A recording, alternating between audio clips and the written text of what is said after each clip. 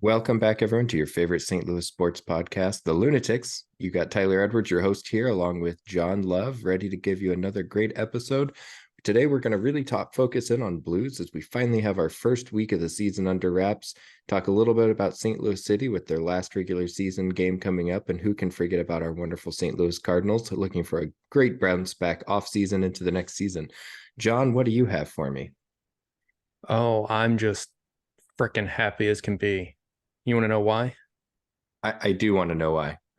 I'm so glad you asked. So first off, I am about to take the first sip of Brewligans that I earned from beating you in a bet. So very excited about that as I slowly unveil it. So very, very excited to do that in about 5 seconds. But also, we are matching today. Always a nice thing. Why are we matching? I believe we are matching for a couple of reasons. One, it's one of the few jerseys that I remembered to pack as I'm on a business trip out of town, hence the hotel room background. We are Two, business people doing business. business things. Second reason, I believe we finally broken 200 followers, correct? We have 202 when I checked earlier today. So, congratulations to us. We made it. We accomplished our goal. This will be the last episode we ever air. Thank you guys for listening. So, that's a joke, just so Yeah, everyone you knows. guys, sadly, you guys are not going to get rid of us that easy. While you guys may not enjoy listening to us, we enjoy recording these. So you're going to be stuck listening to us for at least a little while longer, at least getting those notifications. Right. If you ever wondered how narcissistic we have to be to love hearing ourselves talk so much that we started recording it and asking other people to listen to it. Here's the thing though. Neither one of us like hearing our own voices. I think we Yeah, just that's true. enjoy talking sports. And this gives us an outlet for you and I to get all of our sports talk out each week, which is why some weeks we have more episodes than others because we can't contain it any longer. That's accurate. Yeah, I've not listened to a single episode because I hate my voice so much. I just rely on feedback from others. Yeah, so if you guys ever have feedback, please send it John's way about how terrible he is. I have listened to some episodes, so I'm well aware of how terrible I'm doing. Yes, and you let me know too how terrible I'm doing. So, but if anyone wants to pile on to give us extra, go for it. We're ready. All righty. So let's jump into our exciting piece on the St. Louis Blues. So we finally kicked off the season, and there's been a lot of optimism. I think I was more optimistic than you were heading into this season. 2 games in, it looks like we're more on track for my point total than your point total, but uh, you know, Yeah, yeah, incredibly small sample size here. yeah. As someone, so 2 games in, we've got 3 points right now, um, which puts us towards the top of the division. We're not first, but I think we're like second or third in a playoff spot after 2 games. So we should just end the season now, obviously. Which is someone who took the under on a points total for us. It's got me a little nervous, but also very Uh, excited. the For those of you who forgot, 92.5 is the over under we took. I took the over thinking it's because I said I thought we were going to get 93 points. So he backed me into a wall with his over under. But we're on pace for about 120 points right now, a little over that. So well played, John. We're on pace for 120 points. Just want everyone to know that. I mean, it's only 2 games into the season, but But we if are we on keep pace. this up, we won't lose a single game unless it's an overtime or a shootout. And That's true. That's true. Which ironically is how both of the games ended so far. it is and it kind of highlights a few things, and we're going to get a lot more into this, but the Blues really wanted to put a focus on slowing down other teams' offenses, Mm-hmm. jamming up the zone, really packing people in front of the ice, in front of the goal. Right. And so far, I feel like we've done that better than we did last year. Oh yeah. Uh, but there's still a lot of room for growth. Without a certain goalie who does not look nervous, if you were wondering, Mm. without him standing on his head, I I don't know that we have these two, we don't have these 3 points. We didn't go to overtime. He made some ridiculous saves in both of those games. Yeah. But as I said on our last episode, you don't need Bennington to make, as long as you're not asking him to make 10, 15, 20 ridiculous saves a game, and you're asking him to step up big 3 to 5 times a game, he can do that. And Right. the best goalies can do that consistently. Even the very best goalies can't save backdoor tap ins 20 times a game. Right. Right. And I mean that's what happened against Dallas, right? With Ben's goal. I think we were caught completely off guard with that, watching it kind of happen. It was like what, 18 seconds into the second period. I think Dallas came out ready to punch us in the mouth, and they did that. Um, Good news is what we countered pretty well. We came back like right away and scored like 2 minutes later. Um, which, speaking of, like, did you have like, how far down the list was Tyler Tucker on your list of people most likely to score the first goal? I had Bucci. Yeah. I thought Buchnevich would be the one to get the first goal, because he does the dirty work down in front of the goal. The number two guy for me was actually Jakub Verana. Oh, I that's saw a him picking a goal up against a third or fourth, third line defensive pairing, and getting a good opportunity there potentially. right. Right. Tyler Tucker was not anywhere near the Was top of not. my list. No. I had Thomas as my first. Um I had a lot of the other guys that you said too next, but I was kind of thinking it was going to be Thomas for for the first goal. Not really I, a hot take there. yeah, not so much. I think Verana would have been a hotter take. Hmm. But Tyler Tucker, I mean, good for him, right? Uh, getting that goal. He also helped deflect another goal into the net for the other team. Yeah, But so I mean, you could really say Tucker got the first goal for both teams. yeah. And I mean, he's 2 goals in now, Yeah, so I mean, honestly, honestly, they really he's on pace for best like player on both 160 teams. goals. Yeah. um, but no, Tucker looked good. But I just want to know if any of our listeners had Tucker up there as, hey, is he going to be the first one to score this season?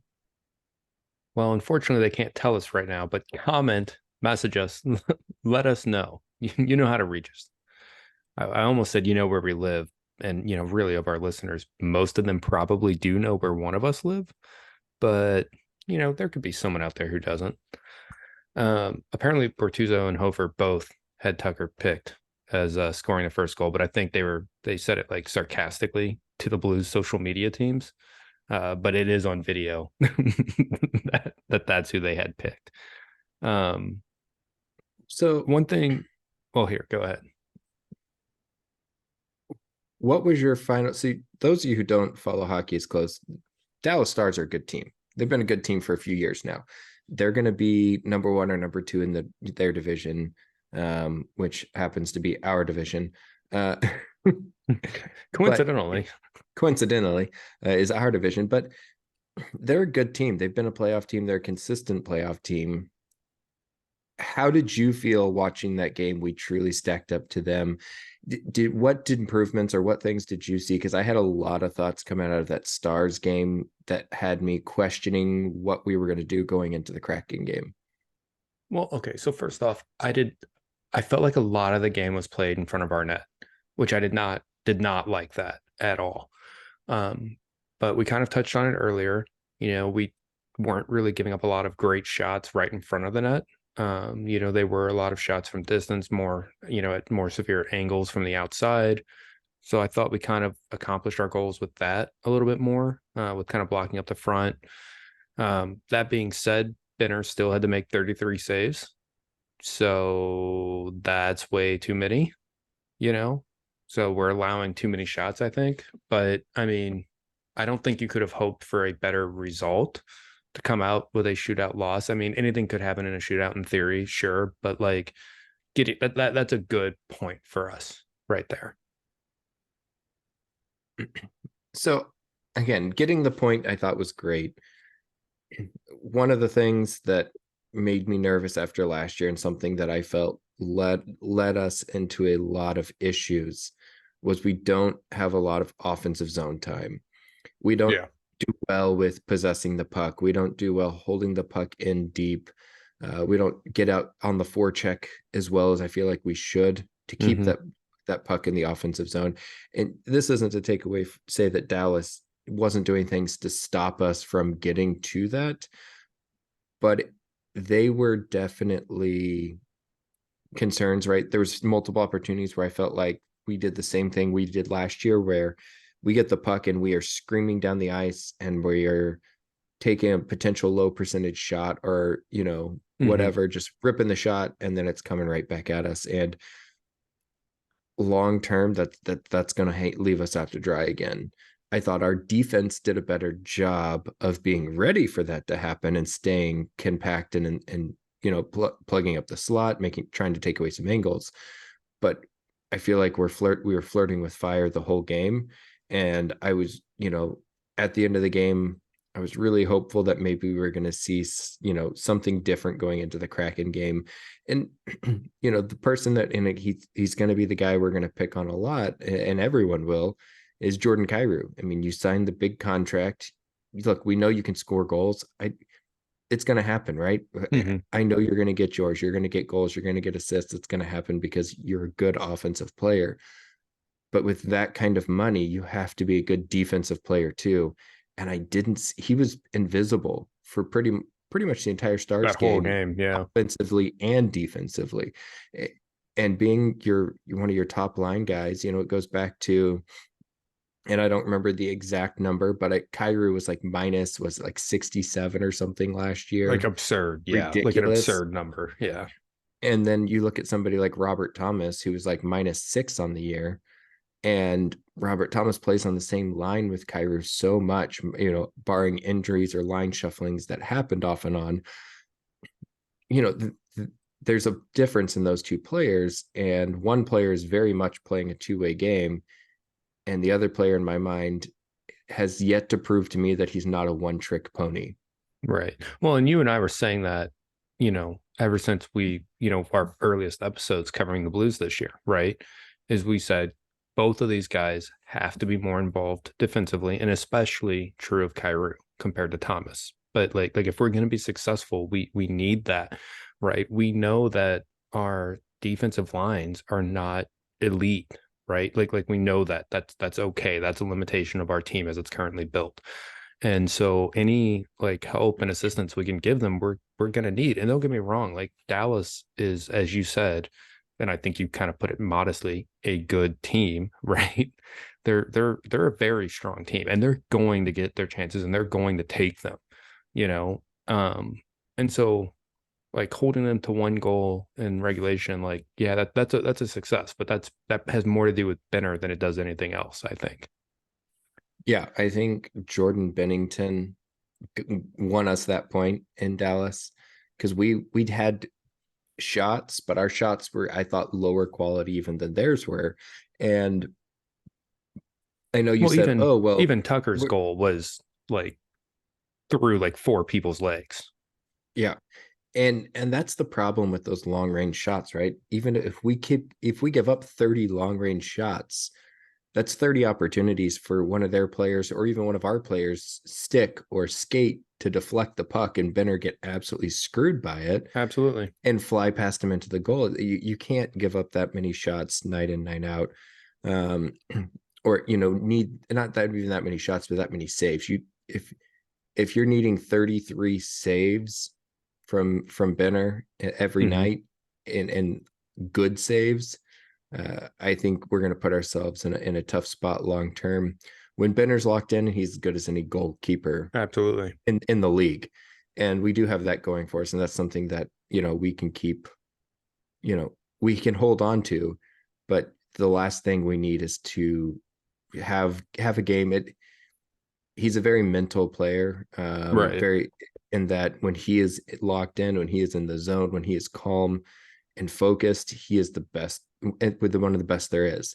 But Right. if there becomes a stretch where he gives up 3, 4, 5 goals Hmm. and a game or two in a row because he gets left out to dry, he's somebody who thrives in that confidence, and it's going to take a little bit, I feel like, for him to pick that back up for us to see this version of him again. So I don't want to see us do that to where we screw his confidence. Right. Well, and I mean that's probably like pretty standard for keepers, right? Like you think about it, like that's probably like a normal thing. Like you have to be locked in the whole time and like believing in yourself that you can do it. I am curious your thoughts on how the Kraken game went because I was not able to watch it, but I did look at the stats afterwards and I see a lot of similarities between the Kraken game and the Stars game.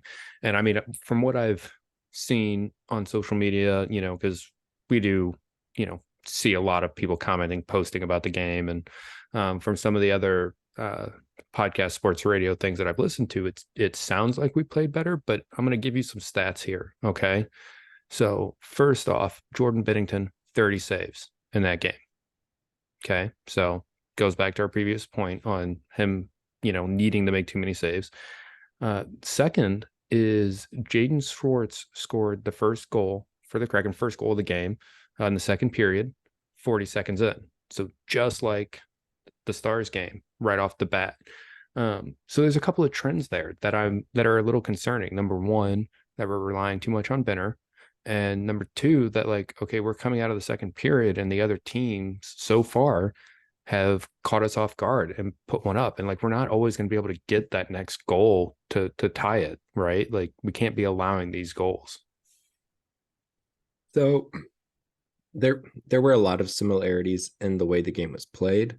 Um, I think the reason that we looked better against the Kraken is that we were playing a team that wasn't as talented. Yeah, that's accurate. Yeah, the Um, Kraken are not Dallas, to put it you know, lightly. the Kraken are a playoff team. They were a playoff team last year. They're going to be a playoff contender again this year, but they're not a cup contender the way Dallas is. And Sure. that I think was the biggest difference, right? Hmm. I feel like we played almost an identical game just Hmm. against a slightly less good team and came out with, a coin flip of a difference Right. in the win, right? Both Right. games we played to a 1-1 draw. Both games we ended up going to, overtime, go through overtime, get into penalty shootout. We win this one instead of lose it. And the penalty, in overtime, I was impressed. There was like a 2-minute shift on 3-on-3 for the St. Right. Louis I heard Blues about where that. Yeah. we could not get the puck and get it off the ice. And our guys, I mean, God bless them, skated their asses off. Uh, we actually had what would have been an amazing opportunity there, in that where we were pushing up, and you could tell we just didn't have the legs to get to that last puck to put the shot on net. Like that, we were Right. just gassed. It's an exhausting Luckily, game. I mean, anybody who's played any game with short bursts type stuff, indoor soccer, hockey, different things, those short bursts wear you out so quickly, and you have to have the legs, which is why they cycle people in and out so much.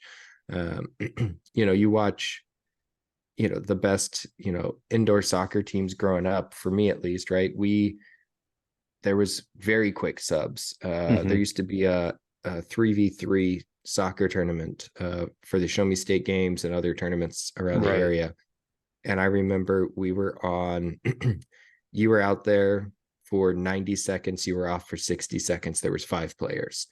You were rotating constantly. And when you were on the field, you were sprinting the whole time. And it's that same concept, right? And you see it in the Blues. They spend roughly the same amount of time, however long that Right. shift is, and then they get off and then they bust it. And yeah, they just didn't have the legs. And I mean, I it don't is blame them. early in the season too, right? Like you're It going to is, build some of that. but at the end of a 2-minute shift on 3-on-3, I just don't Well, expect okay. them to Yeah, have you the got legs. that And too. that Never that's mind. what I'm That's a talking good point. about. Yeah. Yeah, that's a great Uh, point too. So I don't expect anybody to have the legs at the end of a 2 minute shift when 3-on-3 and you're having to cover that much ice while the other team keeps trading out their players and just throwing the puck around you and making you go Right. crazy. I Right. thought we did really, really good there to stay disciplined, to stay compact, and to not absolutely wear ourselves out in that moment.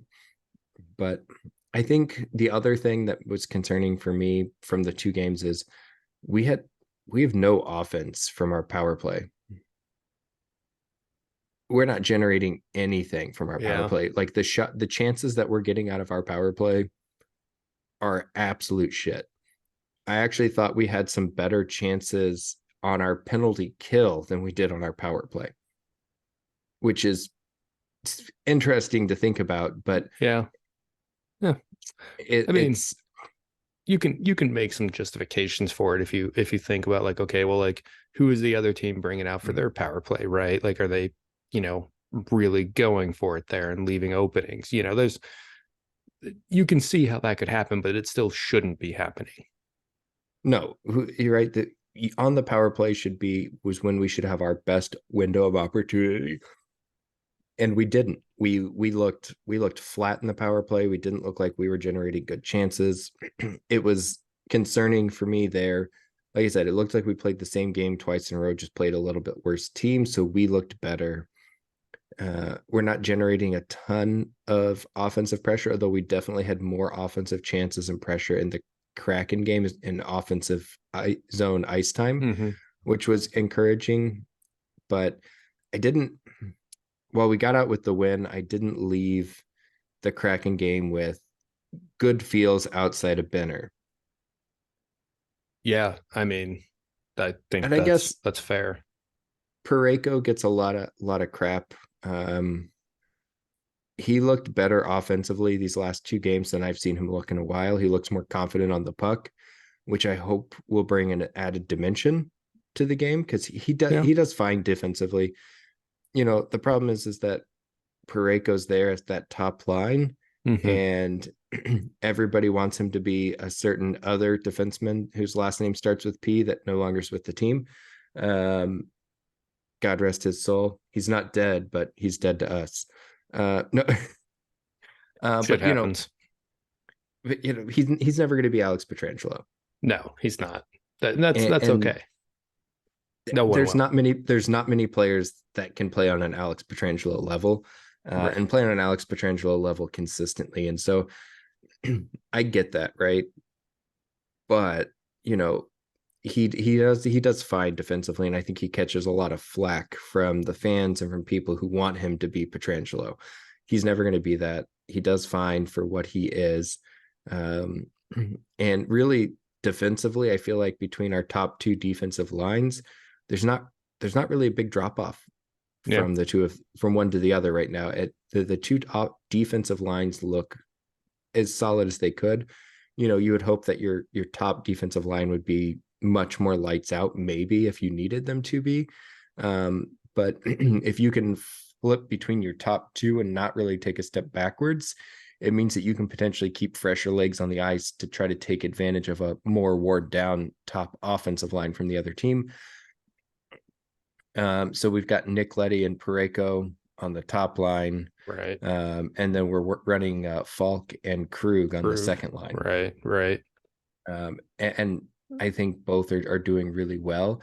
And that's another fun piece that I thought was interesting on the penalty kill units. Torrey Krug, who's always been very big on the power play, is now on the penalty kill more. Hmm. And so I'm not sure if that's something that we've seen, but I mean, he looked good in that role. So I'm not complaining. And again, our penalty kill has been fine, but our actual power play has been my concern. Right. Right. Well, and you could also make the case like in preseason that maybe they spent a lot of time focusing on on defensive responsibilities and not necessarily as much on offensive, because like when you look at this team, like you expect the offense to be better than the defensive performance, I think you could say. And so if you're going to focus on something, especially with a new system that you're installing, like you're going to spend a lot of your time there. And so maybe it's just stuff that needs to be cleaned up. I don't know. I haven't really thought about it yet. But definitely something to keep an eye on for the Coyotes game this week. For sure. And again, we're 2 games in. So to draw long-term conclusions out of this kind of Yeah, but lackluster ideas, but you wouldn't be a St. Louis sports fan if you didn't jump to conclusions about the whole season 2 games in. Like that's just like who we are. it is who we are. It's how we were raised. That's right. But I like I said, I wonder how this is going to play long term. Some of our other players, like Perunovic, been very quiet, and I'm curious to He see. hasn't played. Yeah, but I mean, just in general, like our young guys, core as a whole, I say Perunovic has been quiet. Perunovic hasn't played, but some of our younger players have been. I mean, we're just non-existent. Um, Kyrou had the goal against the Kraken, but otherwise pretty quiet. And the one thing that makes me really nervous is, in my mind, our best all-around offensive player, Buchnevich, Mm-hmm. went down with an injury. They released today. They're looking at 1 to 2 weeks for an upper body injury, and so I'm hopeful that it's less time. But again, I don't want them to rush him back. I Right. think the St. Louis City is one of those great examples of don't rush them back so that they get hurt again. Instead, I'm not saying to sit him out for 4 months like Klaus, but Well, make sure tear a he's tendon in healthy your before he quad. comes back. Tear a tendon in your quad. You kind of have to do that. To be fair. Yeah. Well, and God love Klaus, the big goofy moose. But That's right. Well, looking there's at a like different one to level of depth there too. well, yeah, there's not as big of a drop off. Like if we're comparing like your top 11 for City compared to your starters for or your first line guys for the Blues. Like there's definitely more consistency from the top to the bottom of the lineup. I think you could also make the case that BC is very good at writing the hot hands in general. I think that's something that's really missing from a lot of MLS, and that's also based on MLS roster constructions in general. But that has been a strength of City this year is that, if you're in form, like you're gonna play. I think there's only in fact, let's do this when we get to City. Think about like who you think is written in pen starting every week, pretty much no matter what. I would love to do this in like 10 minutes when we get to City. Yeah, Or we I'm just gonna jump take straight to City one. now. No, I have a couple things left for the Blues, and then Okay. we can get into this. The one player that I feel like we've seen in form and looking good that has deserved more playing time at spurts, and again, I'm not even saying starting, but just deserved more playing time that we haven't seen is Celio. You're I not mean, wrong. No, and you're not this wrong. this goes You back to the completely club, caught me off guard with this one. I but have more to say it's about the Blues. Sully. hey, who my guy is. One, I know. um, everyone who listens to our podcast should know who my guy on City is now. But you think about the Club America game, the way he looked then. The Mm-hmm. times he's come on, he's drawn fouls in dangerous areas to get great opportunity free kicks. He's drawn yellow cards. He's great off the dribble. I'm not sitting here saying that he should be starting over Indy or Leuven or any of that, but you would think that he would be a much more important change of pace sub and much more frequent than what we've seen. Yeah. Now, back to the Blues for a minute. Both of those games went to shootouts. And with the overtime format with the Blues now and for the NHL, you have the one overtime period, 3v3. I mean, there is a lot of space to try to make something happen. But also a lot of whoever wins that initial face off can kind of run down the other team, as we saw in Right. that Kraken game. when you get to the shootout, we have several players that have taken the shots. But my question for you here is who should take the shots? So the first game, you get initially 3 shootout shots, penalty shots. First game, we did Shin, Bucci, and Kyrou. The second game, we did Shin, Kyrou, followed by Thomas. And that's And because of the injury to Bushi. yeah, that's what I'm assuming. But Thomas looked, I mean, that his goal looked really well played. Shen was meh. Kairu looked, I mean, not great. And I don't have numbers on the rest of them. Kairu is 2 for 12 lifetime in shootouts, which is not great percentage wise. If you were curious, I think it's something like 16%, give or take, maybe less than that. I think it's like 16%. But who should be the three taking in your mind? Who should be your first three, and in what order for your shootout? Off what order? Um, I mean, really, I probably, if everyone's healthy, Shen, Bushnevich, and then it kind of depends on how I feel. I really like going with Thomas there. I see why they're at least starting the season off with Kairu. I see why. Like it's an easy thing to understand until you like throw out that historical shootout number. I think Thomas is probably my first thought. After that, I kind of want to see Verana there. That's who my fourth is, other than Kairu. Um, but again, like I can see why Chief is putting Kairu there. Yeah, I think mine. I think Shen has that cold-blooded killer mentality, Absolutely. and I think he definitely has to be there. I think Bucci being your number two makes sense. I like Thomas over Kairu because I think he has better puck handling, which I think leads to a better opportunity to open that window for that shot. And I think we saw that against the Kraken. As far as, if you had to go deeper, Kairu could be your fourth or fifth. Verana could be in there. I honestly think Perunovic has got great handles on the puck. I don't know who he is actually with the shot, but Perunovic could be somebody later in the season, could work his way up if he wins over some stuff. I think it'd be interesting to see where some of the other defensemen potentially fall, Yeah. if at all. Got me And thinking there. here's the last two things I'll leave you with the Blues.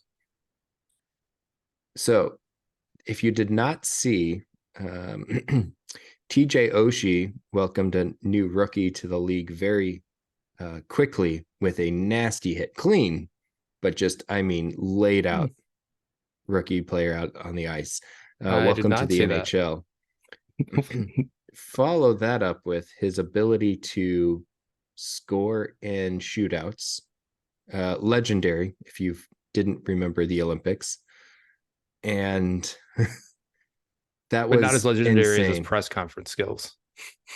Oh God, yeah. No, and again, we all love Oshie. And I mean, nobody takes bigger dips than Oshie, at least when he was here in St. Louis. That's right. I saw him out in a bar a couple of times, and I thought he had a dip that was gonna like spill out of his mouth at all times. Oh, she's a you can just tell. Yeah. But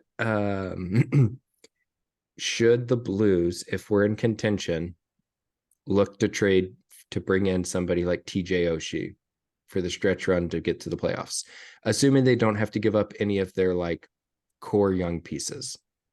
Yeah, I mean, the problem is like it's probably going to cost core young pieces, right? Like it's easy to say if you don't have to give up what they want, would you make this trade? Like, well, yeah.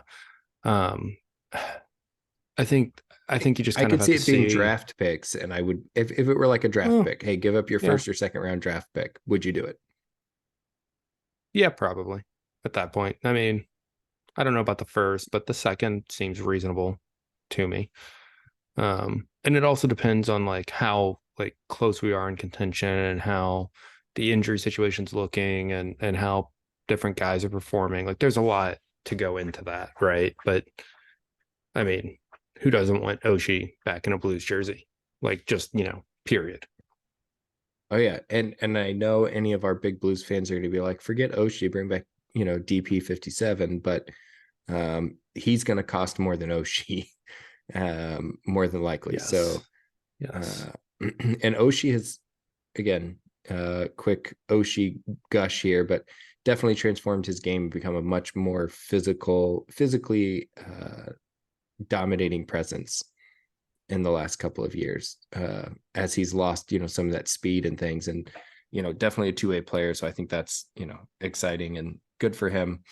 Uh, if we were actually thought we had a chance at making a run to the cup, I'd say go out and, trade for somebody like a big rig Pat Maroon. And, somebody who has that, I mean, not just with us, but with the Tampa Bay Lightning, just that cup experience. We're What not you're there. really We're not. saying is that he is like the cup good luck charm. He's it's not even a good luck charm. I mean, the guy just makes stuff happen. Yeah. Yeah. I mean, That's a like good point. it, it again, you can call it luck, but he creates his own luck when he's on the ice. And I'm sorry, if Pat Maroon is skating at you full speed, do you Getting the really want fuck to out of the get in way. his way? Yeah.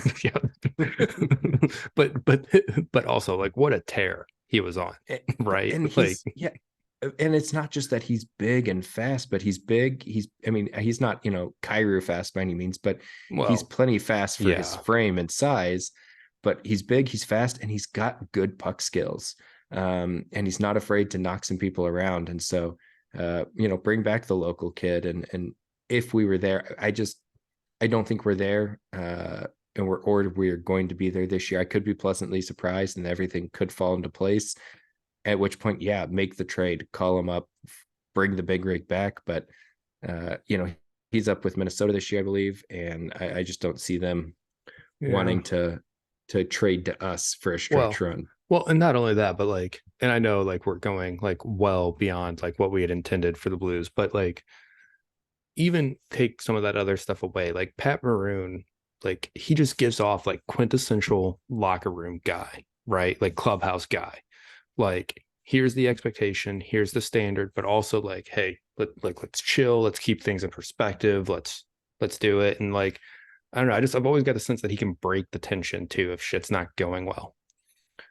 Huge Pat Maroon fans here, guys. Yeah, Um, Before we do move on to City, though, there is one more thing hockey jersey related that we have to say. Do you want to say it? I'll let you say it. See if Oh, anybody's made it this far into our podcast. that's true. Comment on the video and let us know if you heard who said this.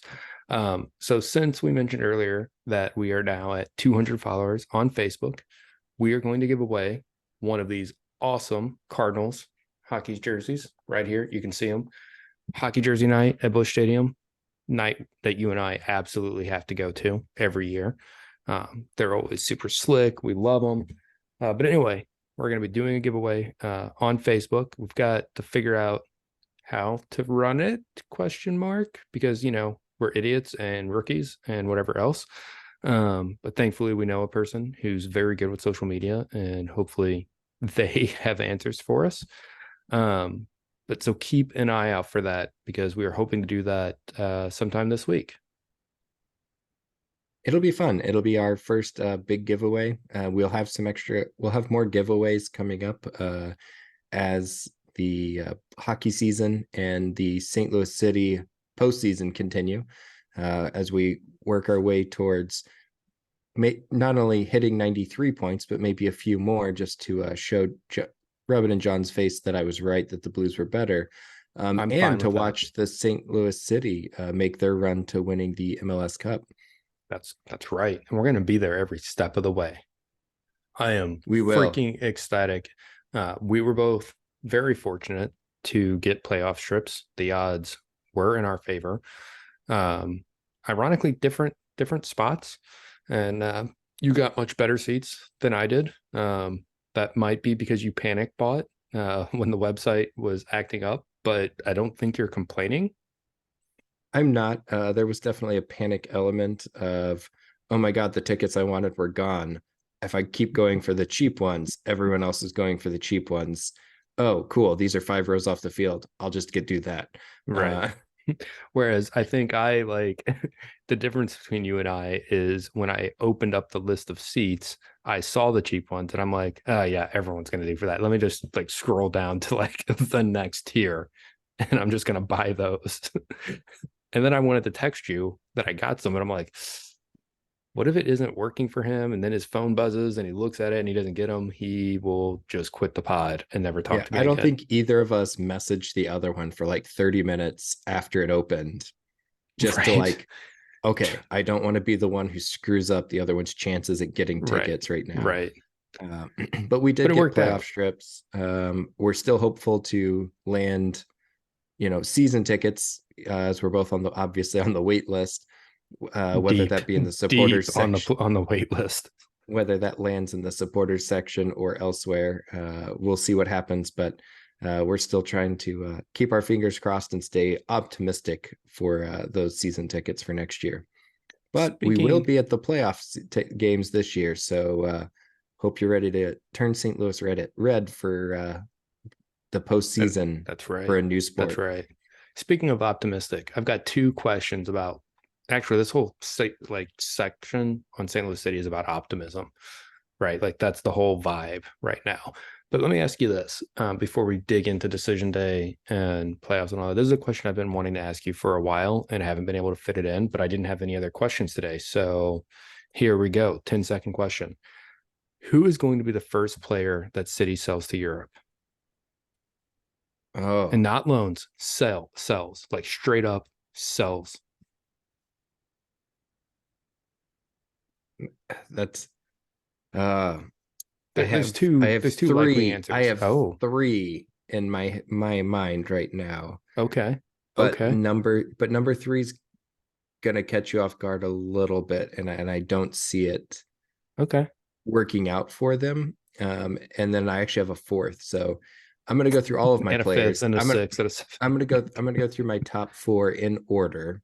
Okay. From like four to Um, one. from 4 to 1 Okay. on and why I think that my number four is Giochini. Yeah.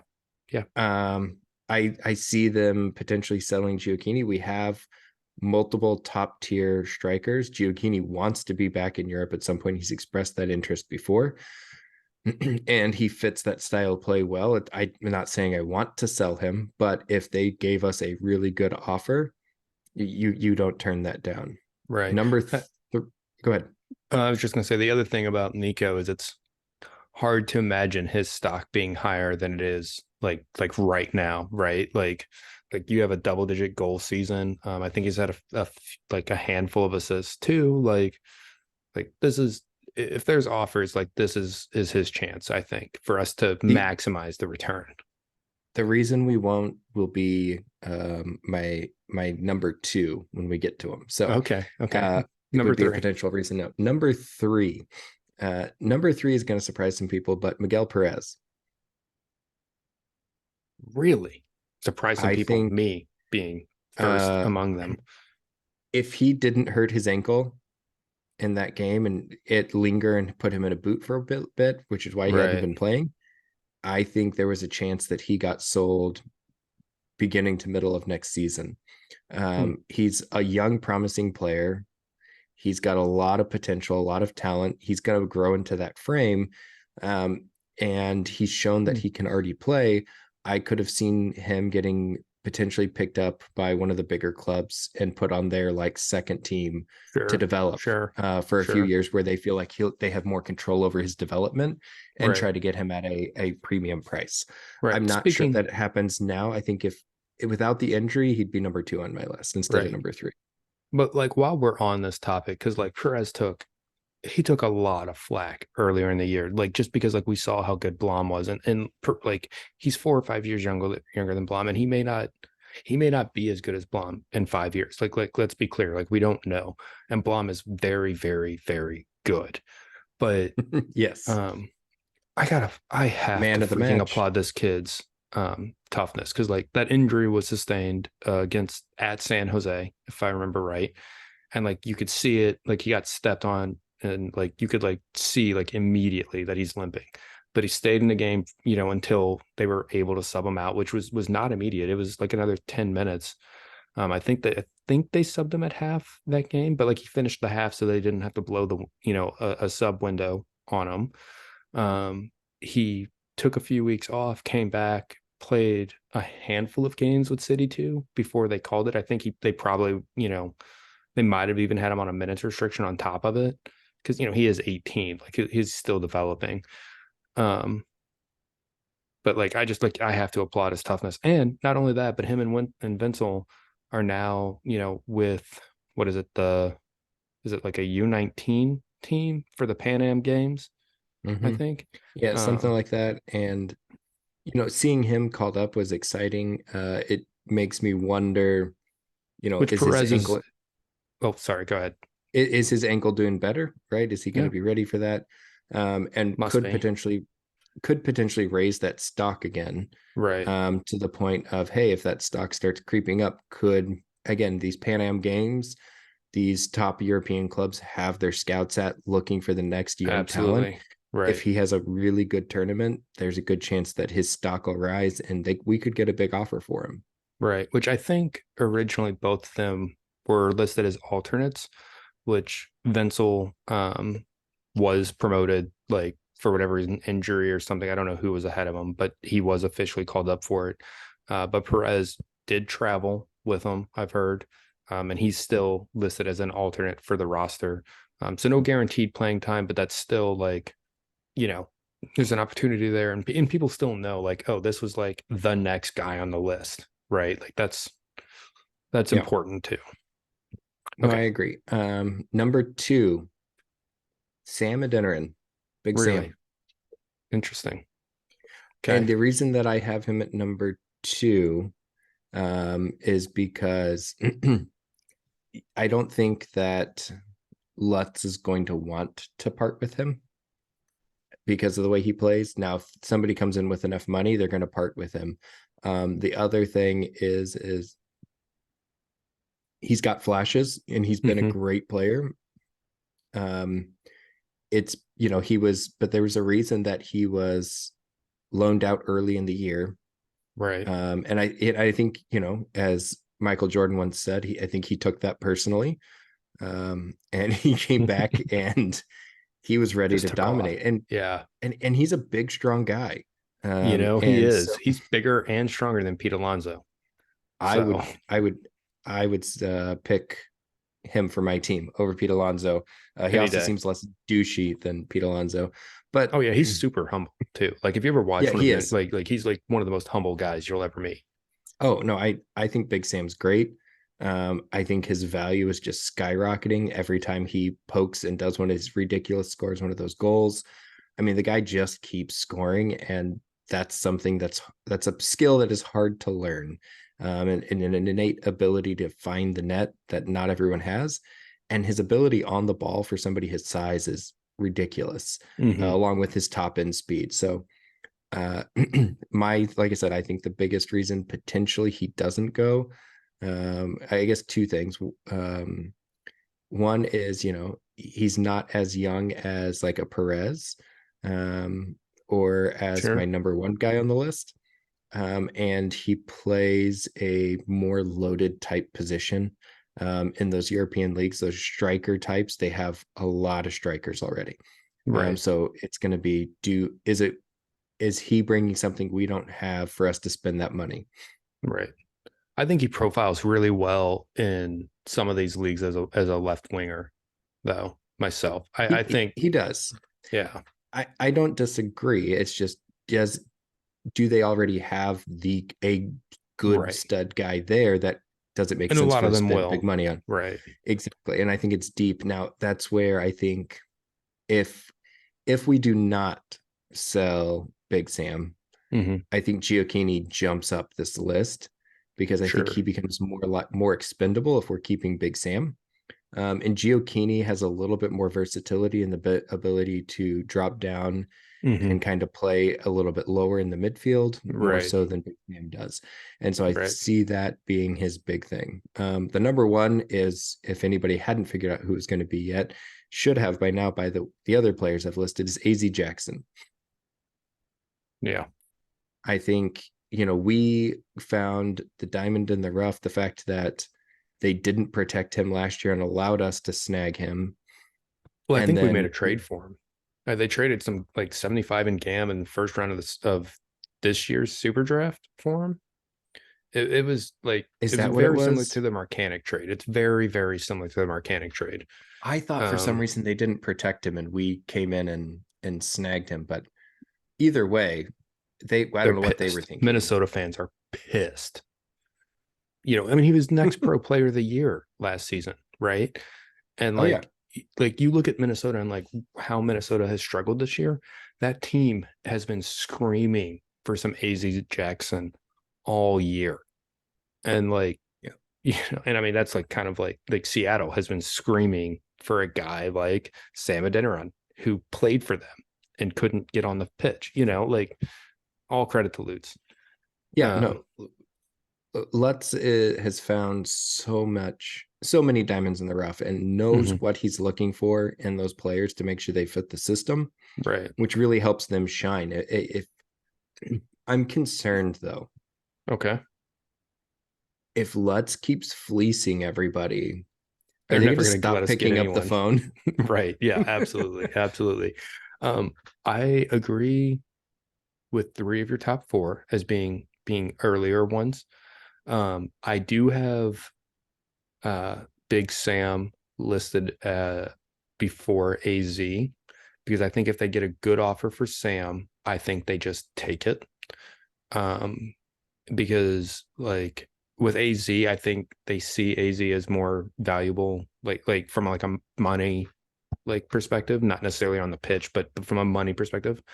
Um, and I also, as part of that deal with Minnesota, I don't know if you had heard this, but it actually Minnesota has a 20% sell on clause. So like I think they're going to be like a little bit, tougher on that number that they get back for Sam or for AZ. So I could see them pulling the trigger quicker for Sam while they're negotiating longer for AZ. Um, I do think that either Nico or Sam move in the window. Um, because I mean, Glover's going to be knocking on the door. And I think he's going to quickly be at a spot where he's going to need MLS minutes to continue to develop. And I mean, you and I have talked, and I think every City podcast has talked about Caden Glover's potential. I don't think we really need to go into that right now, but I do think that you have to clear out some space to give him the opportunity to play at the MLS level. And I think that spot is going to come, and I really truly think, again, the AZ Jackson. I don't want AZ Jackson to go, but I think he's the one that most clubs are going to come with big numbers for. I Mm-hmm. think we I think we have to sell, um, if we're going to give Caden Glover the minutes he needs at the MLS level. Mm-hmm. We're going to have to sell Big Sam Or or Nico. Nico. Yeah. And I think Big Sam projects better long term in our system potentially. Yeah, Nico. The other thing is Nico does And he brings something different.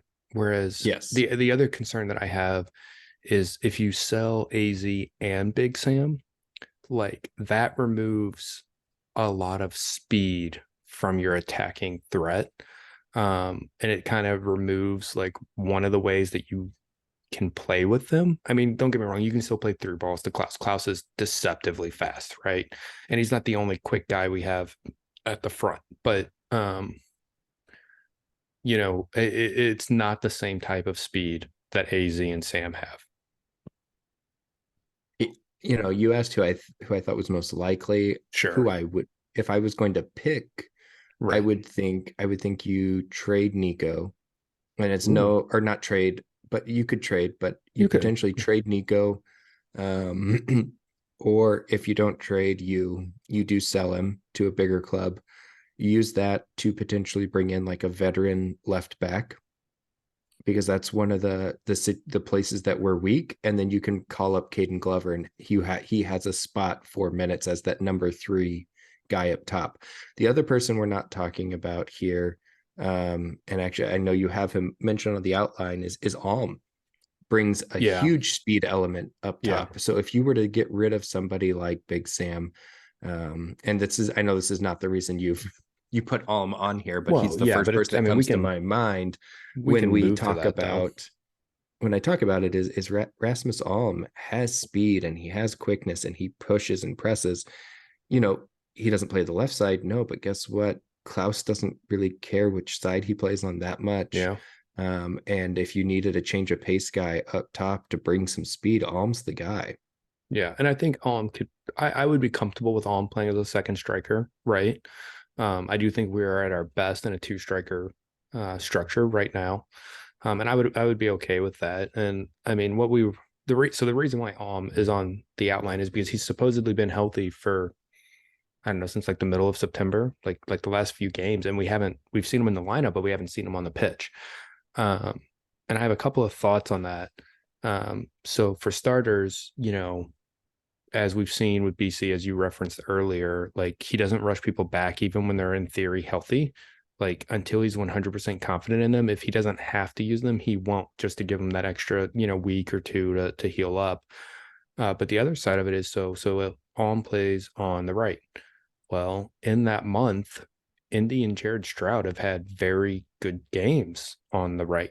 And the other strength that we've said about coach is that if someone is playing well, like they're either going to get onto the pitch when they haven't been because they're playing their way on, or they're going to stay on. It's whoever's playing best is who's going to be out there.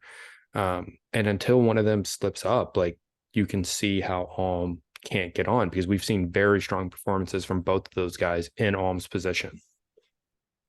Oh yeah, no, I I would agree with that. I think I think Alm is somebody who's dangerous, and I think you'll see him on the bench moving forward. Mm-hmm. But you asked me earlier, who do I think is penciled in every day as a starter right now? Oh yeah, and Penn. Um, Yeah. and not yeah, who's written in Right, pen, right, right. not in pencil. Um, and I think it's clear to me right now who is your must starts, and then there's some play within after that. So Right. your must starts, easiest one, Roman Berkey. Hard agree. Next. Nobody will ever argue that. Moving Yeah. on, your two center backs, Hard both, agree. yeah, Nielsen and Parker. The next one, your left back, Marcanic and Penn. Interesting. Interesting. I don't necessarily disagree that he's my preferred starter. Um, I could see I could see cases where he doesn't start, is what I guess I'm getting at. Um, but I don't disagree that he is the preferred starter. I don't see a spot where if it's a game that matters, he's not your first starter that you would pin in. Well, okay, but we're not talking about him being the first starter. We're saying like that there is absolutely no, like, okay, like take form, like, right, like if Marcanic has a bad game or two, right, you could see Hebert working his way back in. None of the guys behind Berkey or Nielsen or Parker are working their way into that starting lineup if those guys are fit, right? That's where my head is coming at with this exercise. Okay. I don't see a world where one bad game or two bad games makes me think that Hebert's going to play that position better than Marcanic. Yeah. Marcanic is your left back. Yeah. Okay. Which is why I said if we traded somebody, we trade for a veteran left back for depth at left back, because I think that's one of our weakest spots on the Yeah. field depth wise. I actually have when we get to the roster construction, I have an interesting idea for that position, but that's a little teaser for a future episode. You like to Uh, drop lots of teasers. I do. So It's my personality. right back, I don't have anybody pinned in. I agree. That's a very fluid It position. wrote that position rotates. You've got Watts, you've got really Watts and Nurk, Jake Nowitzki. Right. Those are going to be the two that it rotates, but I can't pin one guy in over the other right now. Right. Midfield, I think you have two guys pinned in, and the other two are going to rotate. Yeah. I think you have Leuven and you have Blom. Absolutely. I agree. I have to start them every game if they're fit. Like, yeah. Period.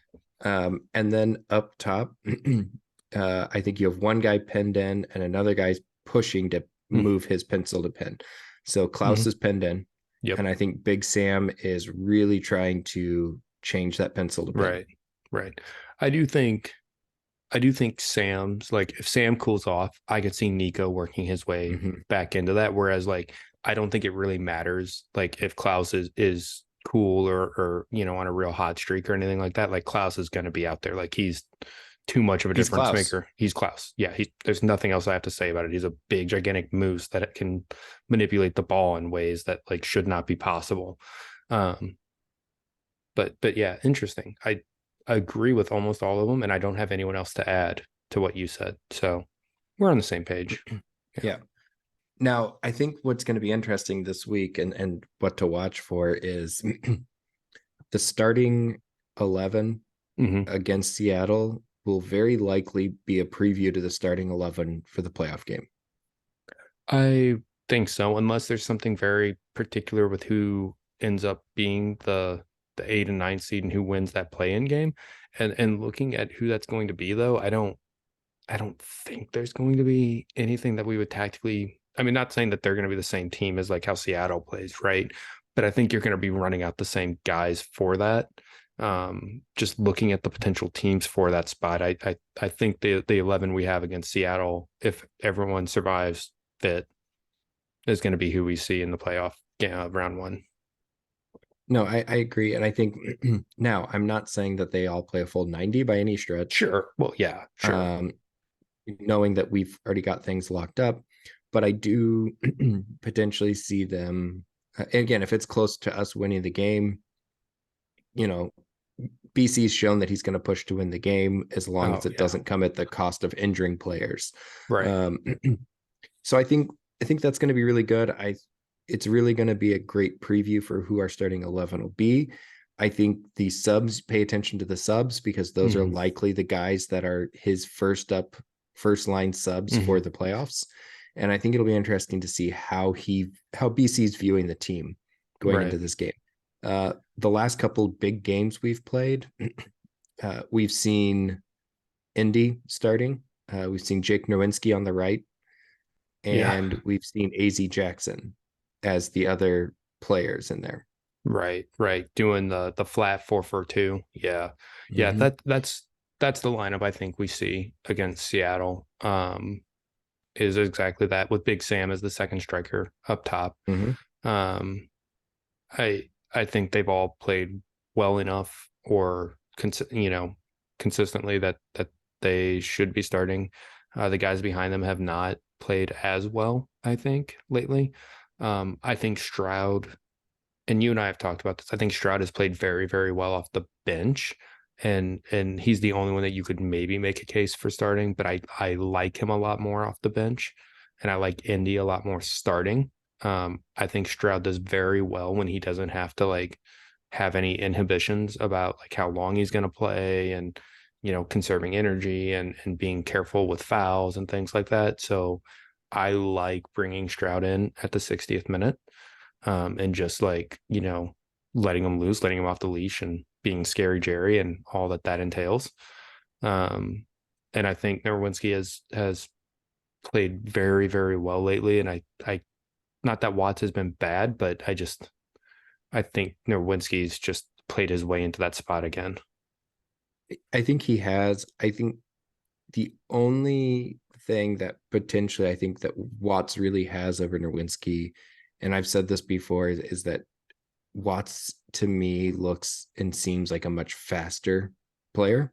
Oh yeah. Yeah. Watts is definitely faster And than so I Nerwinski. think if we go up against a team that's got somebody who can just fly out on the left, that they could potentially bring in Watts to start over Nerwinski Right. for the fact that Watts is more likely to be able to just run with him. Now Nerwinski's smart, he doesn't get beat, so he seems faster than he is because he plays so smart. And it's not to say Nerwinski's slow either, but when you have like somebody like a Denny Buanga, Mm-hmm.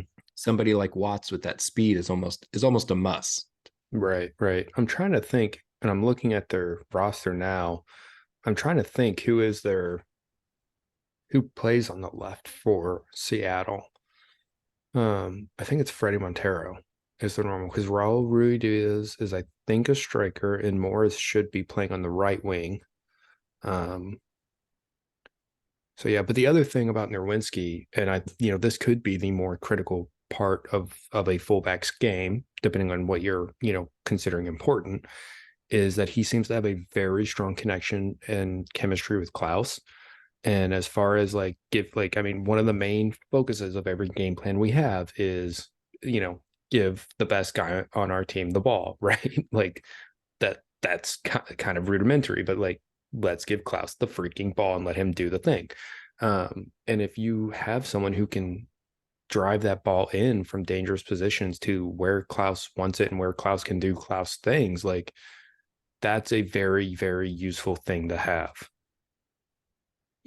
I don't disagree that Nurk sees Klaus, but I think it would potentially be overstating to say other players aren't, or that he's doing it more. There was that one play, I know which play you're talking about, where he scored.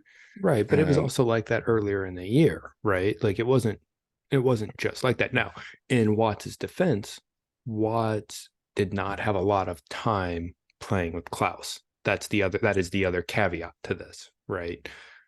Because like as soon as Klaus came back, Nerwinski played his way back in.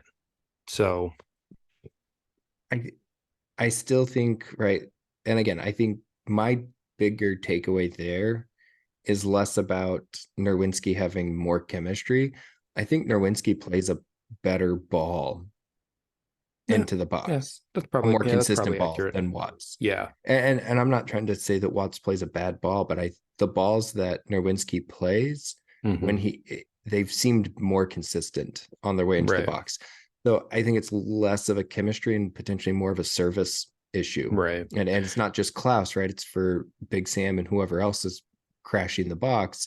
If you have somebody who can get better service, I think that's huge.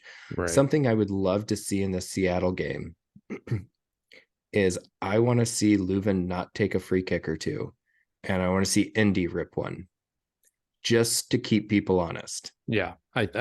I wouldn't be surprised if we see that, just because it's right, going into the playoffs, and you want to remind everyone like, oh hey, but you could also make the argument like, don't show it to them. That way in the playoffs, everyone's still keying off of Leuven, and then you can maybe surprise them with Indy. Like there's a lot of different ways you can take that. Um, and I don't know which way I prefer, but I don't know, this close to the playoffs, I could easily make the justification that you shouldn't show Indy and hope that you can sneak one by catching them off guard. I think that my issue is I think that's been the play most of the year, is wait for them to give a blatant opening to Indy, and if it's not really obvious, Leuven's taking it. Well, nobody in Major League Soccer, professional sports, is going to give you a typically going to give a blatant, obvious opening, Right. right? You have to have And a so, Leuven level skill to take advantage of a small opening. correct. And Indy is the one player on our team who I think could and does have that ability. Maybe not as consistently as Leuven, right? There's a reason Leuven's the one taking the kicks every time. Well, yeah. But I would love to see him. And the thing is when Indy is taking those free kicks, Leuven's already off the field. It's because Leuven's been subbed off or he's Right. not starting. And so they're keying in on Indy's left foot. Right. And so you're losing that advantage. Whereas if Leuven's standing there, they're going to shade more to Leuven Hmm. to take the angle Yeah. away. And I would, and again, you're right. You could make the argument maybe you wait, but I don't know if the playoffs is where I want Leuven to stop taking free kicks. I don't know. Being bold is part of coaching, right? And I mean, you can gain an advantage from that. Um, yeah, I don't know. It's been a while since we've had, one of our trademark Leuven free kick goals, whether via an assist or Galazo. Um, Are you're being serious? when was the last time we had a Leuven free kick that was Assist this? right when he Yeah. kicked it to Sam's head against Kansas City, right after Jared Stroud got fouled for the first goal. Oh, right, right. So 2 games ago. Right. Okay. Right. But other than that though, like I don't remember very many in September either. Like whereas like in the summer, that felt like the only way we could score. And now it's There feeling was a like we're not, stretch. yeah. And now it's feeling kind of like it's moved to the opposite. And like I'm not gonna complain, right? Like we're scoring via open play. Like, nope, don't want to do that. Like we don't want to be better than the other team. Um, but like I still would like us to get back to being able to score on any one of these free kicks like regularly. I think we'll see. And if you watch the games and I know you do watch the games, so I'm not saying you don't. I think we've been right there on those free Right. kicks, right? Margins are small. Margins are small. Parker's almost had a couple more in September where he just barely, just a Right. little bit off on the ankle. And God, this is something that I don't think I realized going into the season was Mm-hmm. how big of a weapon Parker is on free kicks. Oh, absolutely. Well, no one did because he scored like 2 goals in MLS play in his whole career, and he's had a pretty good career in MLS. And then this year he's had like 5 goals in MLS play, like all set piece headers, like Yeah, pretty good. But I would love to see Nielsen get one, especially at home, right? Like that place would lose its freaking mind for that. speaking of Nielsen, he's my one big concern going into the Seattle game. Is I don't Oh, want like him do to you play go him? all out and Right. get hurt. Yeah. Right. I, But I at the think you same, play him. I yeah, think my thing is I could see Nielsen if we're close and it looks like we got a chance to win the game, he's not coming off. But right. if we're up by a couple of goals or down by a couple of Mm-hmm. goals, you have to bring Hebert on there in my mind, and you have to save Nielsen in his knee. I think it would be Yarrow, but yeah, I think you would bring Yarrow in, move Parker to Okay, the yeah, left. Yeah, yeah, but yeah. but a But backup either center way, back. Yeah, yes. yeah, yeah. I My think. only thought there with Hebert is Mm-hmm, that you get Hebert game time if he truly is your left back alt, mm-hmm, because you're more likely to need him than you are your center back alternatives, and he is a center back alternative. right, So I right, think he potentially fills more gaps there. But I right. Yeah. I Let like me Yarrow better let me in let me that ask that you. position. Let me ask you this though. So decision day this weekend, last game of the regular season, right? And this whole conversation about do you start Nielsen or how long do you let him go is because we already have our spot in the playoffs locked up, but Seattle does not, right? Pretty much the rest of the West is up for grabs. I think let me look at the points here. Where are the points? So it looks like I don't know. They could possibly fall out. Depending on tiebreakers, only LAFC has a spot in the top four. Um, other than us, Seattle and Houston could be beaten on tiebreakers and pending other results. So and Seattle, they probably want to be second, right? So they're gonna come out for it, right? They want the better seeding. Um, so there's still stuff to play for them. We still want our wins record and our points record for an expansion team. But who do you want to be like second, third, fourth, right? Because whoever is fourth seed is going to be on our side of the bracket. I want Houston to be 4. I Yeah, think of we match up. those, yeah, I think we match up really well with Houston. Um, I think RSL would be fine at 4. I think we I think match so up too. just fine with them. Mm-hmm. Um, I want our 2-3 to be Seattle and LAFC so they can Right. beat each other. Yeah. And I'll hold true to that. I think the more interesting piece for me is, and this is going to be a fun one, who do you want to be in the play-in game and who to potentially see in the first round? So I'm looking at the standings right now. So potential play-in game candidates. There's 5 teams. If I'm doing math correctly, I am. That's right now. 7th is Portland. 8th is Dallas. 9 is San Jose. 10 is SKC. 11 is Minnesota. Um, and so pending and Sporting, Kansas, and Minnesota play each other this weekend. So only one of them would possibly be able to do this. And also, Funnily, mind you, if they tie, they they can't. eliminate each Yeah, other. eliminate each other. How amazing is that? If you tie, you take each other out. So if it's looking like you're losing, you may not even play for the win. You may just play for the draw, just to screw over Screw the the other other team. team, right? Um, I think we played very well against San Jose. We had one really good game against Portland, one really bad game against Portland, both very early in the year. So my first thought was like, okay, if we play Let me ask you a better question. Out of those 5 teams, who do you not want to see? Dallas. And who's the player that comes to your mind right away? Well, I mean, I'm guessing the answer that you're looking for is Ferreira, but Mm-hmm. like really it's Dallas. Of those teams, I feel like Dallas is the most organized defensively. Mm-hmm. Um, and when we play Dallas, weird shit happens. So I'd rather not deal with that crap.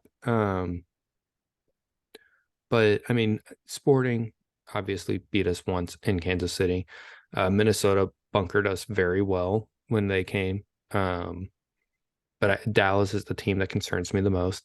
The other thought I had when I was first like thinking through this weekend is like, wow, if we play Sporting, if Sporting, gets in and then they win the play-in game, like that could potentially be 6 games against Sporting, and that's oh god, that's way too many games. And then I realized that no matter who we play in the first round, we could potentially play 5 games against. And then I was like, well, there's not really a difference between 6 and 5 in that case. Let's play Sporting and beat the crap out of them.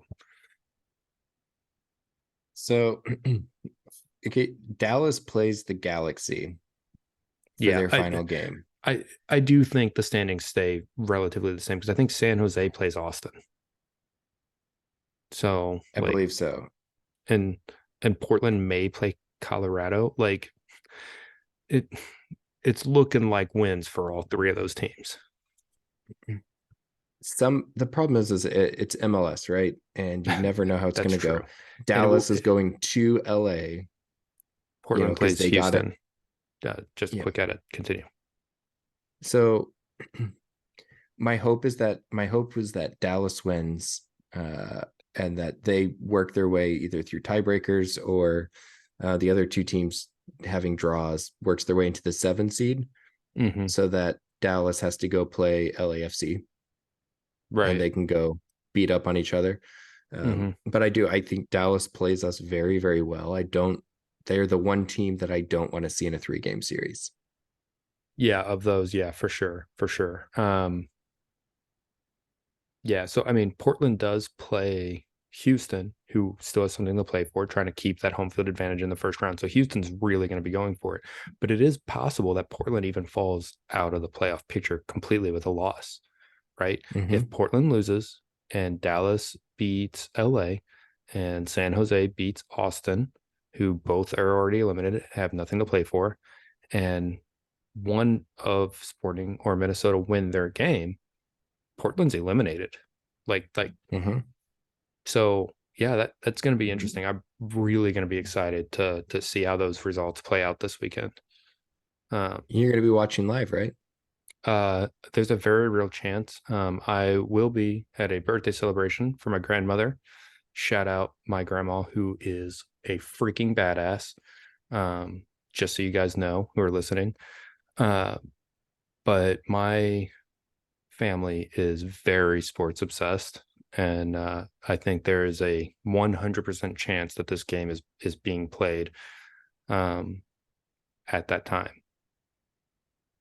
Yeah, I'm trying to think of when I'm leaving that night, but I probably won't leave before the game starts. So I'll probably have to like watch late. That doesn't matter. Anyway, It's all good. I'm just giving you a hard time because hey, if I you met had my stuff grandma, come you up would and then know you had stuff up. she's a badass. Like 100% worth celebrating. She's freaking awesome. So again, there's a lot going on this weekend. If you are MLS fans, definitely stay tuned because things are going to get crazy. Once again, we're going to try to wrap this up, and we did finally hit 200 followers on our Facebook. So we're going to look at trying to do our giveaway here coming up.